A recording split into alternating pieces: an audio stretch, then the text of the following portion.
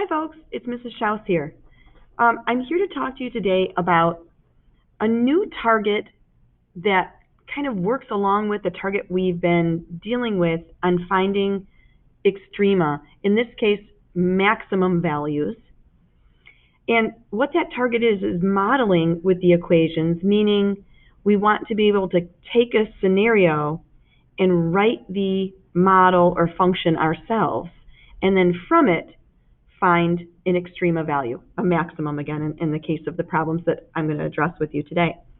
So modeling is something that we have studied in past years in Chapter 1, but due to the pandemic, it's one of the pieces that I chose to omit from Chapter 1 and find places in other areas that we're studying to sort of insert those pieces. So here's one such piece. I'm not going to do a variety of problems with you. It's really just focusing on one type of modeling. It's called an open box problem. So all the scenarios are going to be similar. This one says that you want to make an open top box from a piece of cardboard by cutting out squares from the corners and folding upward. I wrote here, let's look at a diagram to make sense of the idea. So I want to come down here and take a peek at, sort of a situation. If I've got a piece of cardboard, and in this case it says this one is 10 inches by 14 inches, of course nothing here is drawn to scale. And what I'm trying to do is cut out squares from the corners. So if I maybe make a little jotted piece here, but it's supposed to look like maybe the perforation where I would be cutting. And if I did this well, those squares should all be the same size. And I'm sure that that's not perfect, but you get the idea. So now if I took scissors and I cut out these squares, that would leave me sort of this little space here to fold upward. That would be like folding up to create this side here. And again, here, if I were to fold upward, I would be creating this side. Similarly, a side here, I end up getting a picture that looks like this. Essentially, this piece that sits here in the middle would be the bottom of this open top box. Okay, now I want to be able to write a function to represent the volume of the box, and then I want to be able to graph and find the maximum volume. So from the 10 by 14 inch piece of cardboard, how can I cut out these square pieces? I'm going to call them X by X. Right, all of these are X by X because they're the same size squares that I'm cutting from each of the corners, right? How can I cut those out in such a way that I maximize the volume of this box? All right, well, first of all, when we think about volume, we know that volume of a rectangular object like this is length times width times height. But we want to write length, width, and height in terms of an expression, in terms of X here. So for the dimensions, we'll talk about length and width here. If this is going to be my length, across here the length, and this is going to be my width, then remember initially this was 10. The whole thing was 10. And here, this one, this side, I won't put the grouping there just for lack of space, but that is 14 all the way across. Maybe I'll do it like this, all the way across, right? That's 14. All right, so if I want to write an expression for the length here, it was 10, but I took X away here and X away here. So length can be written as the expression 10 minus 2X. Similarly, for the width all the way across here, it was 14, but I took X away here and X away here. So that is 14 minus 2X. And finally, the height of this box right here, if I were to, cut these pieces out and I fold upward, that height is X itself. Right? So I have three different dimensions here, length times width times height. Their expressions all written in terms of X. Now, it is true that sometimes in modeling, they'll say write a polynomial expression that represents volume, which means they expect you to multiply this whole thing out. But since that's not a skill that we're currently working on, and we're working on extrema, I'm going to let you leave it in this form. It's easier to work with when I'm trying to find the maximum, okay? So at this point, now that I've got my model, I want to go through and use the graphing calculator as a way to find, a picture of what's happening with the volume, and then again that max volume. So let's turn our calculator on, go to our y equals screen. Try to move this a little closer. See if I have my light on here, that might help. Might be a little better. All right, I'm going to use the open parenthesis here and type in 10 minus 2x, close the parenthesis there, and then times the quantity 14 minus 2x, close that, and then just times an x itself. And I'm going to hit enter to store that function. Now remember that we should be on a standard window. To look at a standard window, remember that you hit zoom and then 6. Some of you just go in and you change it to -10 to +10 right in the window screen. That's fine. Oh, here I'm looking at this and I can't see a whole lot of what's going on. What do I want to change up within my window? The easiest way for you to think about these problems is to start with the domain. And when we're talking about domain, remember we're talking about the x values. What are all the things that x can be? Now, I don't want to think about what x can be just in this polynomial function, because we know the domain of polynomial functions, are a set of reals, right?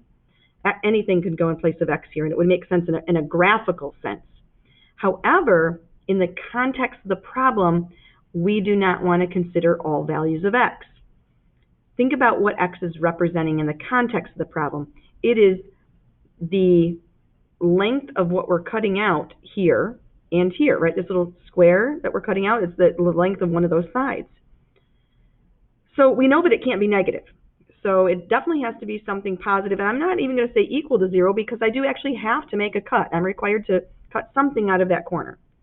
So I'm not putting the equal part.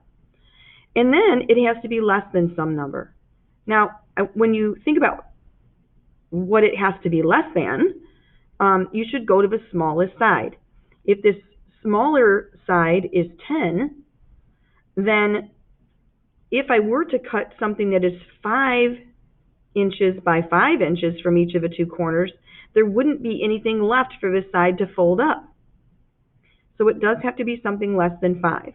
So essentially, it's going to be greater than 0 because we have to cut something, and it's got to be something that's less than half of the length of this shorter of the two sides.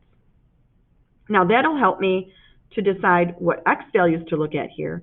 But now about, how about the y values? So the volumes could be, pretty small, or they could be, pretty large, or they could be very large, just depending on the particular dimensions of the piece of cardboard that you have. So a good way for me to kind of gauge what types of outputs, in this case volume, that I'm looking for is to pick something here between 0 and 5 and plug it in and see what I get as an output. Now, if I'm really close to the 0 or really close to the 5, I might get sort of less extreme of my values. So I might want to go somewhere here in the middle. Do I have to go right at 2.5? No. In fact, evaluating the function at 2.5 will be maybe more complicated than evaluating it at 2 or at 3 or something like that. So I would probably just pick a value. I think I'll do v of 2 and see what we get there for our output. So in this function, I'm going to put in 2 for x.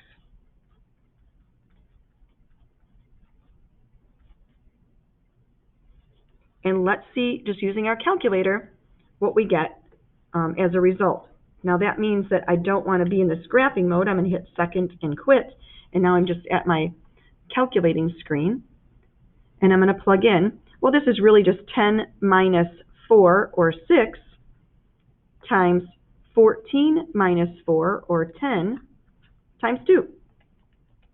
And that gives me 120 as my output, 120. So when I'm going to pick my window, remember that for the x's, I want to go from 0 to 5. I'm not worried about negative y values. I'll go ahead and plug in a 0 there, but I want to go to, let's say, 120. It may be a little too big. It may not be big enough, but it gives us something in the ballpark that'll let us hopefully see the graph. So let's hit graph there. Oh, that looks pretty good. It is quite near the top. I think maybe I'll adjust the window a little bit more. Let's do like 140. something a bit bigger so that I can easily see that maximum volume. Now, let's find the maximum volume. And you guys know the routine. The routine is hit second calculate, down to maximum. I need to be to the left side of that max, and I'm going to hit enter. Now, I could move the cursor over and hit enter. You can also just push in a number if you can tell sort of a nice whole number that's to the right of my curve here. So let's say 3 maybe, and see how it jumps over here and says, yeah, now you're to the right of that extrema point. And I'll hit enter one more time, and it'll give me the max. It happens at 1.92-ish and 120.16-ish. But the maximum is the Y value. The max volume is 120.16. And since we are working in inches here with our cardboard, this is volume. It would be inches cubed. Okay, let's take a look at another very similar problem. If I can get this pieces of paper to come apart. There we go. All right. Now, I didn't draw a picture in this case. I'm not sure that we need it, but we could reference it if we need to.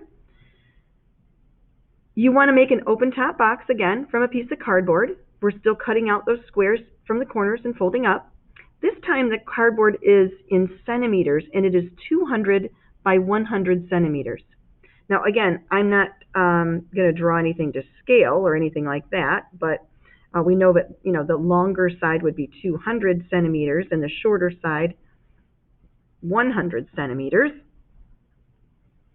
So when I think about cutting out these squares, and they should look more square maybe than that one does, but just so we're sort of getting the idea here, right? I don't really like these ones. Let me go back and just redraw them a little bit more square-esque. Maybe that's a little bit better. Okay, so again, when I think about writing the volume as a function of x, I want to say that I've got this width, or I think I called that side length before, but that doesn't really matter, does it? That would be 100, take away an x here and here, right? So minus 2x. This dimension here would be 200. Again, taking away an x here and here, so minus 2x. And then when I do fold that upward, that I would have a height of x.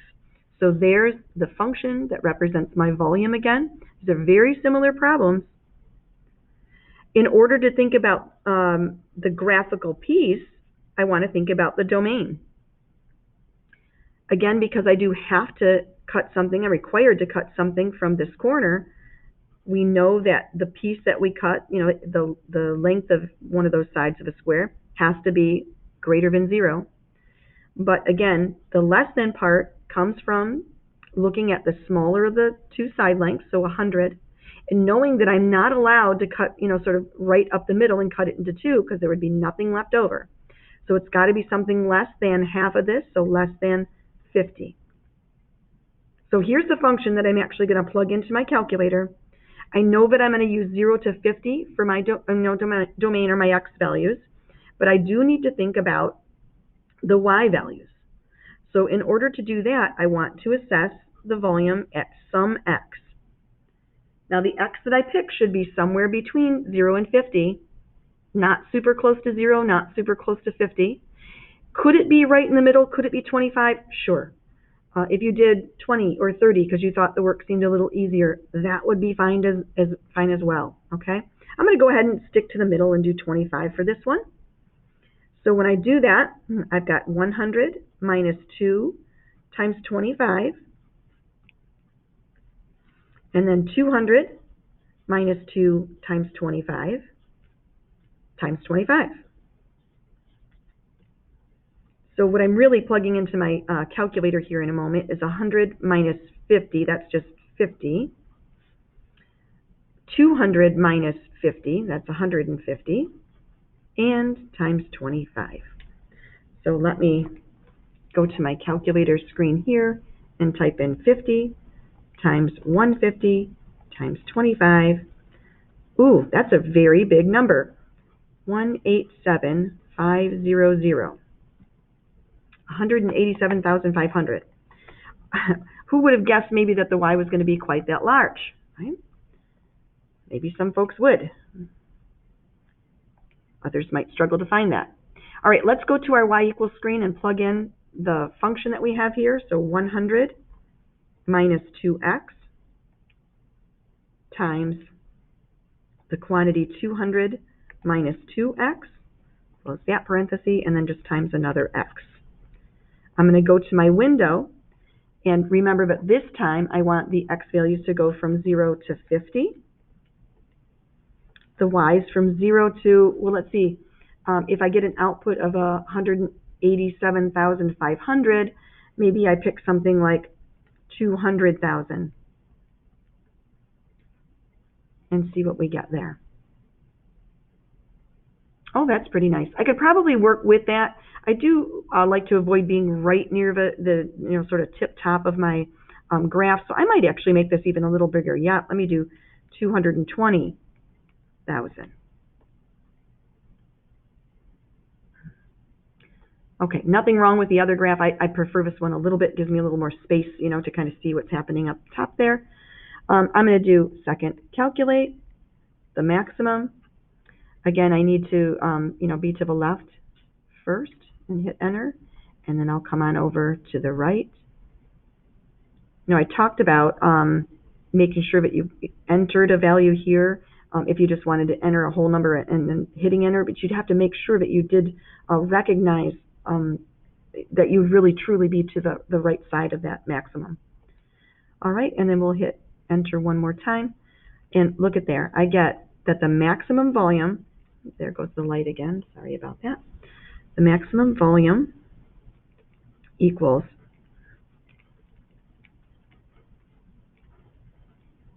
192,450.09. I'm going out two places. In some cases they might ask you to round to the nearest tenth or hundredth or something, maybe the nearest whole, just to look for directions there.